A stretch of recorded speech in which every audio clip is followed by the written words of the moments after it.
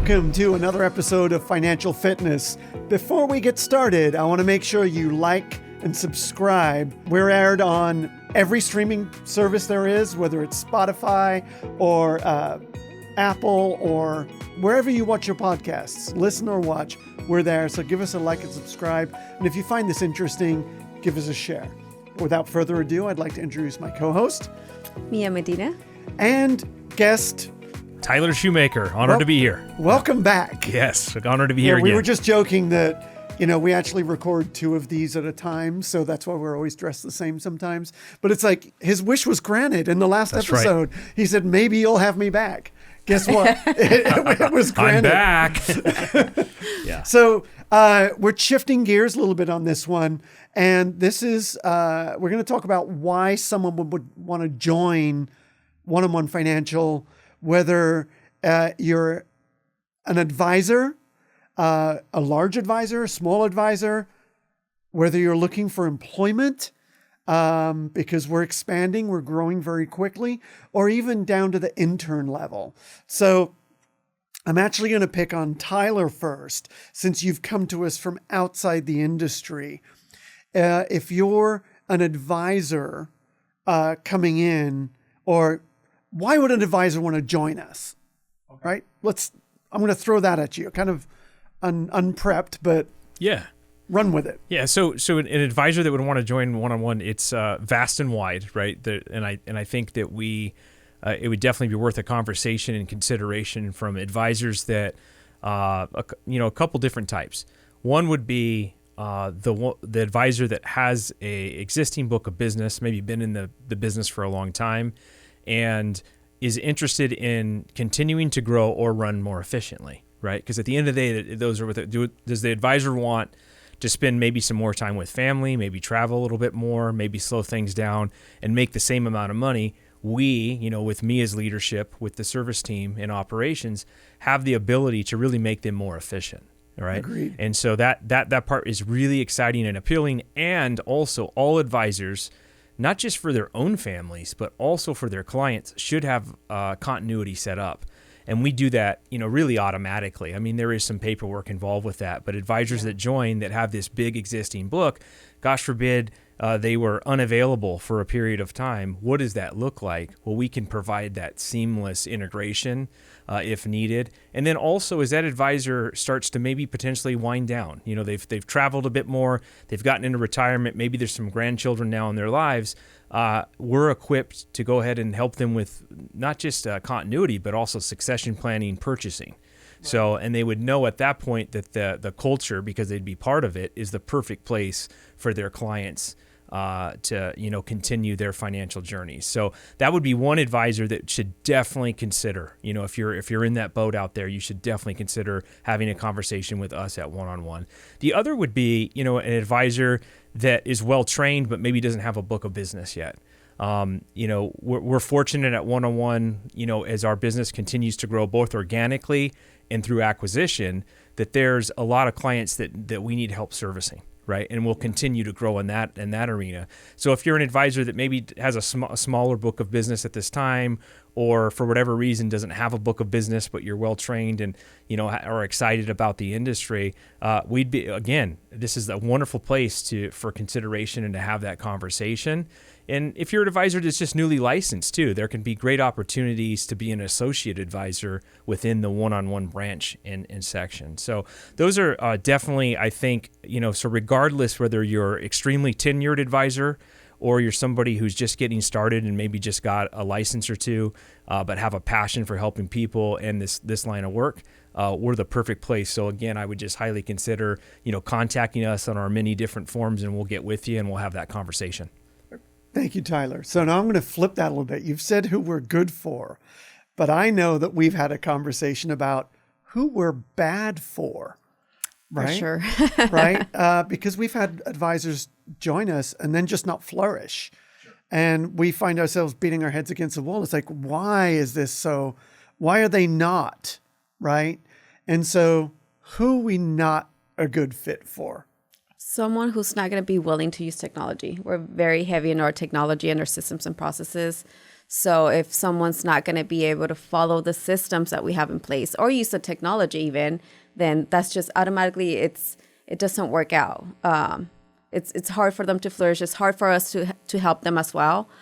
So definitely not. And also we need someone that wants growth, I think. Yeah. Because we're constantly evolving and we relay all of our new processes and systems to all the advisors. And when they're kind of stuck on 3 years ago progress, then I've always done it this way. Yes. Right. And that mindset too, right? Then it's hard for us to kind of help them because we're constantly improving both like on the service, on the advising side, like. Yeah, I think back to the evolution of it used to be that we'd produce paperwork and get it signed, filled out right in front of the client. Anymore, we gather pertinent information and then a DocuSign goes out. And if we've got an advisor that only uses printed paper and does it the old school and they want to fill everything out, I would argue that that is not a good fit for us because that's not how we operate. We've got a whole team that produces paperwork.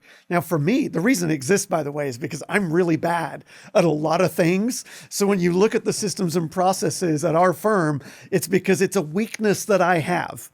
I will own that. There are things I'm very good at. There's things that I am terrible at. So the advisors that I think have flourished under our tutelage, if you will, under our systems are the ones that are open to saying that, okay, I have to trust you. That's a good one because it's not just sometimes they agree to use the systems in the process, but it's like letting go and trusting that things are going to get done. I think that's where I see also like the struggle of like, like you don't have to do your own paperwork. I know you like it a certain way, but just trust that we're going to get it done. And like letting go, I think. But that's, I think, with most people in general. Right. So let me ask you this. You were formerly at a larger worldwide financial services firm. How much time did you spend filling out forms and paperwork? Let's say you met with the client. Did they have people that did that for you, or did you have to do a lot of that yourself? We had both channels and an option to that when I was with the large firm, but it was highly inefficient, overall. So and why? So one would be obviously if at times if you're, let me put it this way, if you're not trusting that it would be done right, I think I started to fall more in the lane where I'll just do it myself.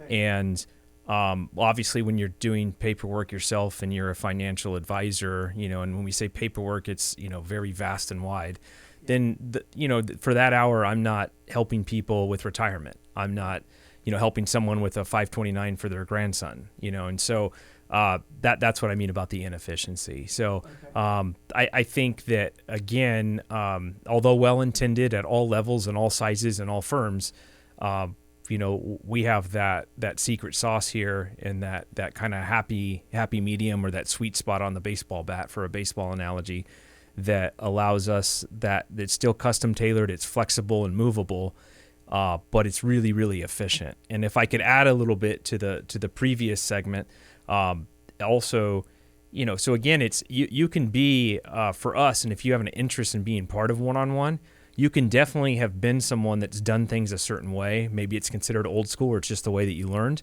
And all we would ask for that conversation is, are you someone who's willing to be more efficient and change, right? Mm-hmm. So that's the real difference. I think in some respects, from my vantage point of being part of one-on-one recently, but also in the past, some of the big triumphs that I saw with one-on-one when I was in a little bit different seat was helping people see the light, And so that's the thing is you do have advisors that this is the only way they're going to do it, and we wish you well, and that's awesome.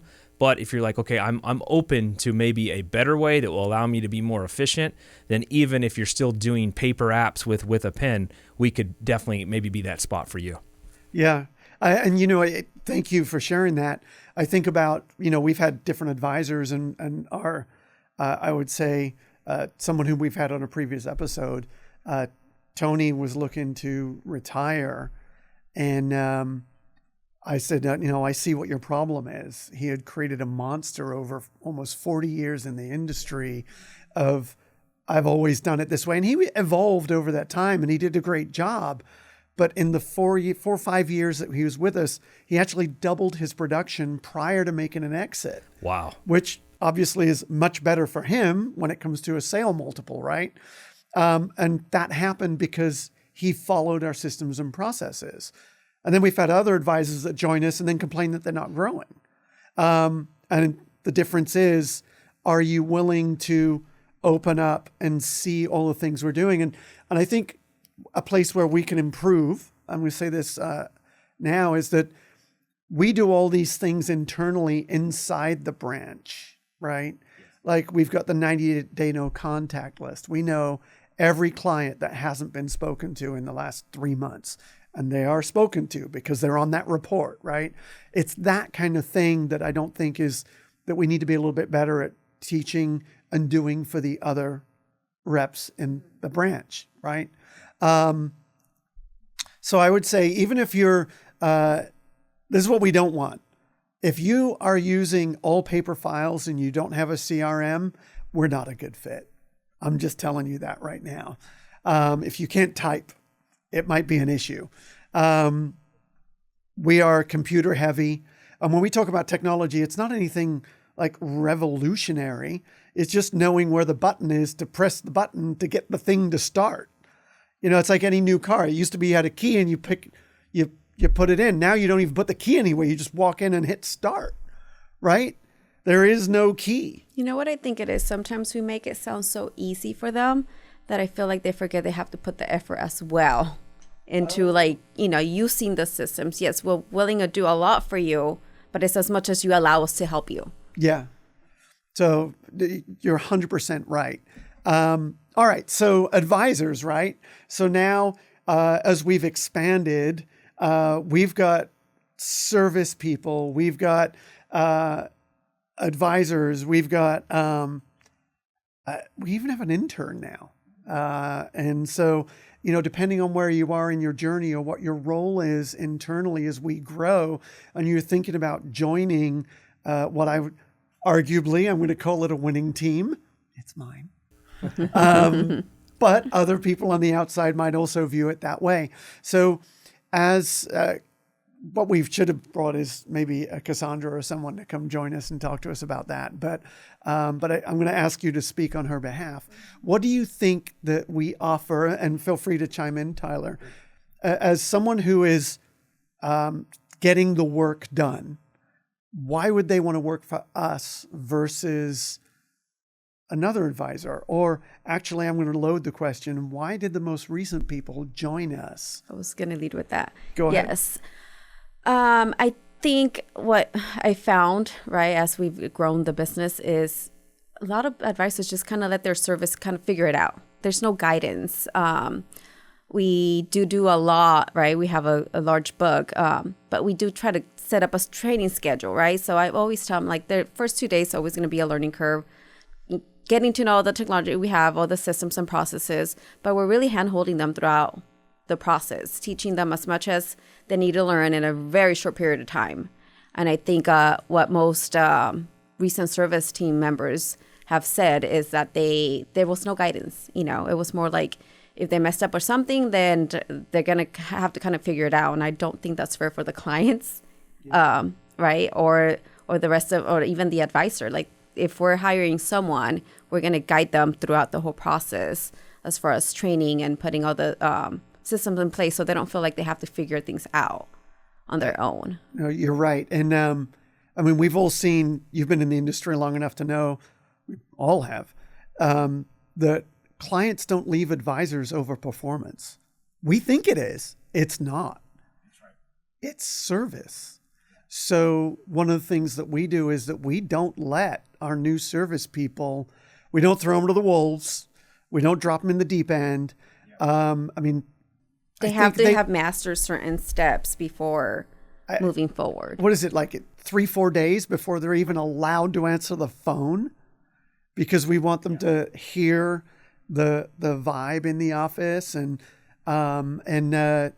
it's something that came up from our last conference and from our service team is that a lot of advisors hire their assistants and they look at their advisors as an expense item. You are taking money from me. Yes. And it's not that at all. A good service person is an exponent to growth. But a lot of that is the advisor mindset and and that's what the mindset we have is when we bring in a new service person, whether they're, on the compliance side, on the paper producing side, or helping answer the phone, or sitting in client meetings, or helping with IT, right? I mean, there's so many different hats inside a bigger organization. Unfortunately, we're not big enough that we can all wear one hat and do it really well. So there's a bit of overlap in all of those. But I feel like what helped too is we're not pulling them in all different type of directions, which I feel I've heard other advisors do, right? They say they're going to hire them for this, and then 3 months later they're wanting to do sales related calls, something that then they wonder why the assistants are not doing well, because that's not what you hired them for. Yeah. You should be able to pick up their skill set, but also guide them throughout the process, not just switch the roles. Yeah, that's immediately. True. No, you're right. And we're cognizant of that. And I know everybody goes through the same hiring process in terms of, we're looking at the resume and we're seeing, okay, is the compensation are you open to this band, right? But then there's something else we do that I think sets us apart a little bit. And that's our basically our personality checkpoint, right? We use a piece of software and we do not discriminate based on it, to put that out there. That's my legal disclosure. What we use it for is to figure out people's strengths and weaknesses, because then we know where best to use them. Like, because we like a candidate, right? And everything's checking the box. They've gone through a first round interview before they get an in-person. We want to see where they're going to fit, because detail orientation is subjective. And I could tell you I'm detail oriented, but everyone that works for one-on-one will tell you I am not. And that piece of software proved it. But we also know who's creative, right? Who's got a creative gene, who doesn't. Because the worst thing that can happen is that if somebody doesn't have any creativity in who they are, they're asking them to do something creative. It's a fail. They're gonna procrastinate. They're not gonna do it. So how do you think, since you've been through that, what are your thoughts on that process and how we approach it? Is that a good, a bad, a little intimidating, a little It's not scary? a test either. I feel like It's not a test.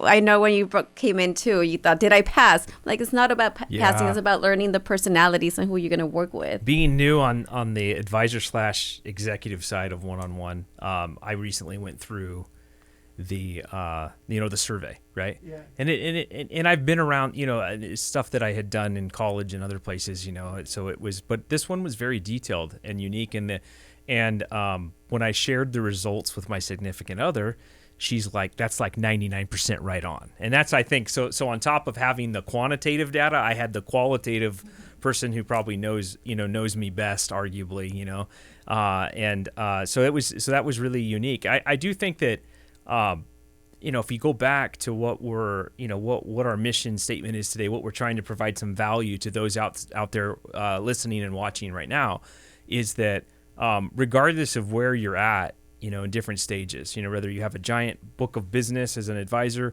or you're in college and you're interested in maybe this business, you know what I mean? Right now in college, there's so many people that want to design video games and become engineers and all these great things that are going to make society so awesome.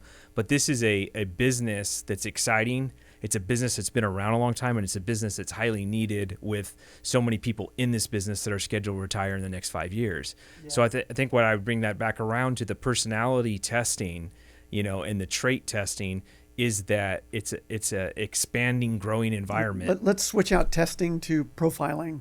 I guess profiling, is that negative? How do we say it positively?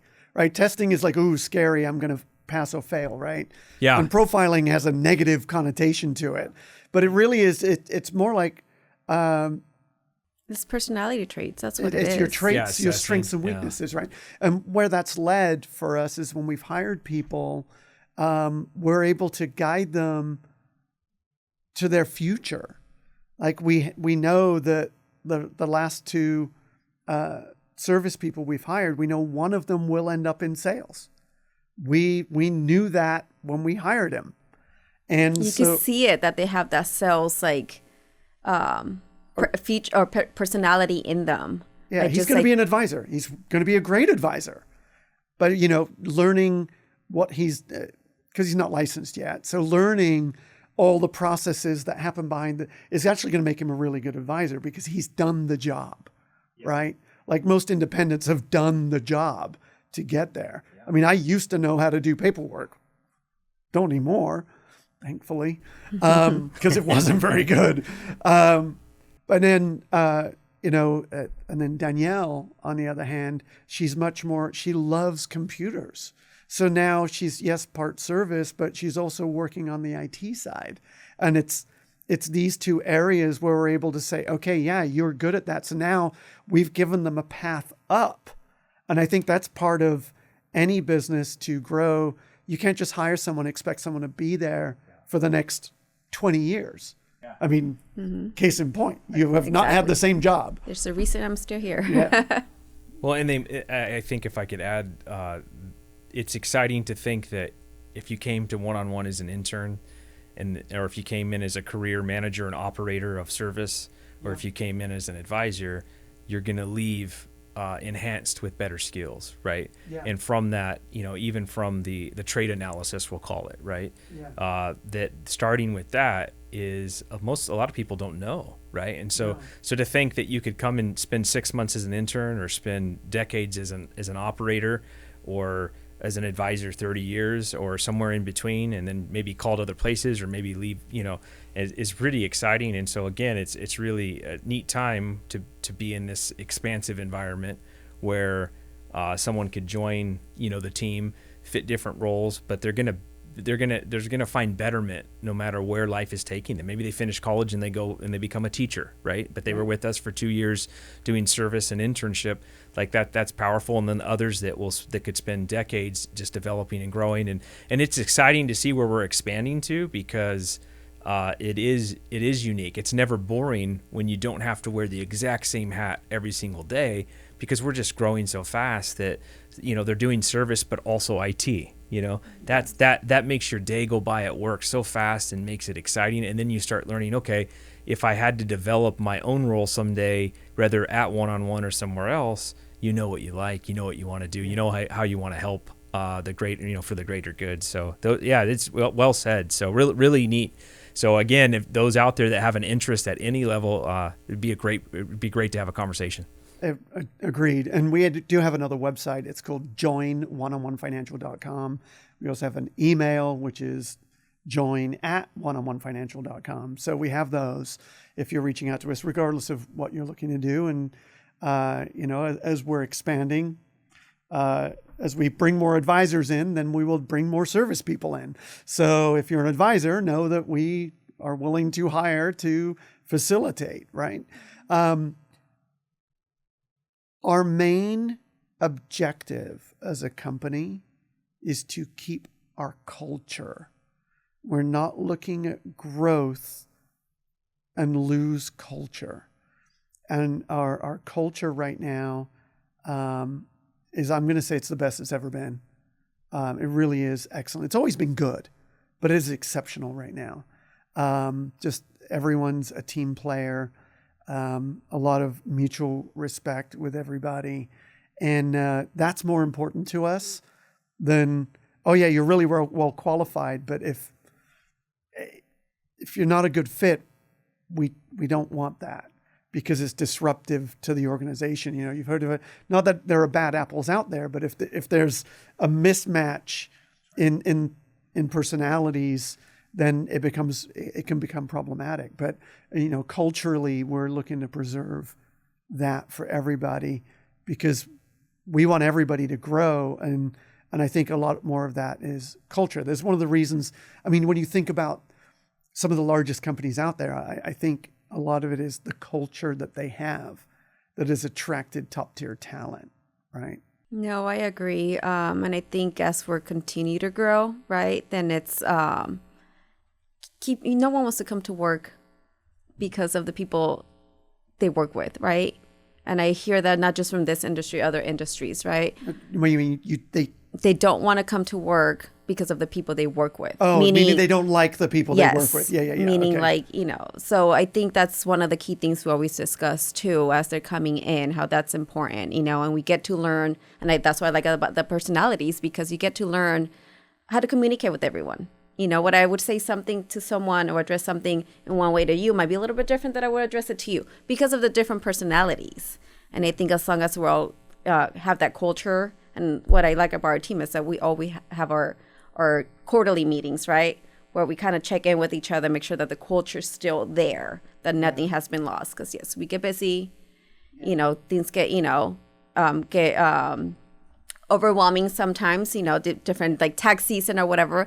But at the end of the day, we're all willing to step in and help each other to all get along and get things done. Oh, yeah, 100%.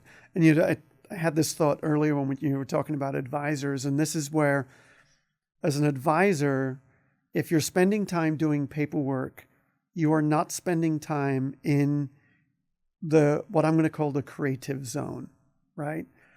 And the creative zone is where you're solving a client's financial planning, right?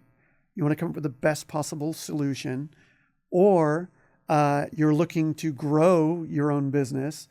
If you're always doing paperwork, meeting with client, doing paperwork, client, paperwork, you're never in that creative space. And I can tell you, as the business has grown and I do less of the stuff, I'm going to call it, because I don't want to be specific, it's allowed me to be a lot more creative as an advisor, not negatively creative, like, oh yeah, I'm going to do some creative financing. No, not that. Just like as a business owner, to allow my mind to expand into places where, like, well, I wonder if, right? What about? And one of the reasons we're tech heavy is probably me, because I'm always looking like, oh, how can I utilize that? And I'll go play with a piece of software. Most recently I created an avatar of myself. It was a little creepy to watch, but I played with it. And I'm thinking, okay, how can we use that in the future? And what it might be is that if we need to get a message out to our clients really quickly and I don't have time to come to a studio and record it, we could use it for that, right? I don't know. Or I guess you could argue that could be a detriment. Somebody could use it for nefarious reasons, but I wouldn't have got there had I been busy all the time, right? So I think having more freedom to let your mind wander as an advisor certainly turns on the creative juices. And we didn't get here by not being creative, or at least tenacious, right? So if you're tenacious, then you can be more tenacious, chase more clients. But if you're a little bit more, I wonder if, it certainly gives that ability as well. So as we wrap up, is there anything you can think that we need to add or cover that we haven't? There's something I'd like to add. Okay. And what it is that, one-on-one encourages you to bring in the expertise that you have and celebrates that and wants to expand your horizons. But one part that we didn't hit on is mentorship and expanding your own personal horizons. So I've joined as a fairly versed manager and also financial advisor. But even in my small amount of time that I've spent here, just a couple of months, both of you have helped expand my horizons. As an operator manager, I've learned, different ways and systems and processes and thinking about things differently. So I appreciate that. And Philip, you as an advisor, in different spaces, product lines that I've been cautious or just haven't offered to clients, you've now expanded those horizons in a couple of spaces. And so it's very appreciated. So what I would say to somebody out there is you definitely get to bring your expertise to the table, but it's also an environment that if you're willing, the mentorship and guidance is there. And so I would like to add that before we conclude today, because I think it's really important. So if you think about a holistic employee, you're going to those abilities to expand both what you have to offer, but what you can learn from other absolute experts is really, really fun, cool, and challenging. And it's really one of the things that makes me, not just excited to go to work, but I'm jogging in the building every day to learn more and more. Maybe I need to come to work earlier so I can see that happen. Uh-oh, I just outed myself. I might be the last one in most days. Yeah. Thank you, Tyler. No, and I appreciate that because, we've been working together for so long. This is all we know. I don't know what's different about what we do. I assume everyone does this. Tony alluded to the fact that you're a little different than I'm like, really? Is that a good thing? And now you've said it again. And I think where my niche has grown over the years is that looking at the way investments work and taxation. I don't do taxes, and putting those two together and what it ends up for the client and how much it improves their lives. Thank you. So with that, anything else? We good? Covered it all? Definitely check us out if you get the opportunity. It'd be great to have those conversations with anyone that's interested, from the really experienced advisor all the way, to somebody that's maybe in college and just interested in this business. It'd be great to talk, and everybody in between. Yeah, and you know what? We'll do an episode one day. We'll see if we can't get Keely out here, our first ever intern. So we'll see if we can't get her out here one day. But with that, thank you. Don't forget to like, subscribe. We're on all of the platforms, and look forward to seeing you on another episode. So thank you both. Thank you. All right.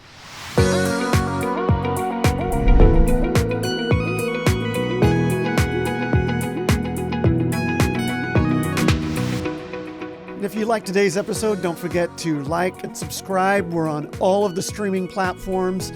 Wherever you listen to your podcasts or watch them, we're on there. Check in, and if you've got some questions, we'll make sure that we address them so that in a future episode, we'll be talking to you. Thank you.